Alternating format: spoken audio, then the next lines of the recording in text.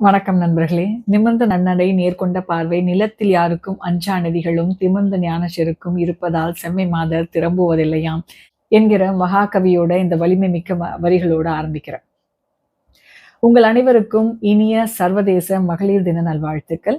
நம்ம மகளிர் தினத்தை கொண்டாடி கொண்டிருக்கிற இந்த வேளையில அதற்கான கேம்பெயின் தீம் என்ன அப்படின்னு தெரிஞ்சுக்கலாம். Accelerate the action. பாலின சமத்துவத்தை மேம்படுத்துவதற்காகவும், பெண்களுக்கான வளர்ச்சி ரொம்ப ஸ்லோ பேஸ்ல போயிட்டு இருக்கு. அந்த ப்ராக்ரஸை இம்ப்ரூவ் பண்றதுக்காகவும், பெண்களும் பெண் குழந்தைகளையும் எம்பவர் பண்றதுக்கான தீம் இது.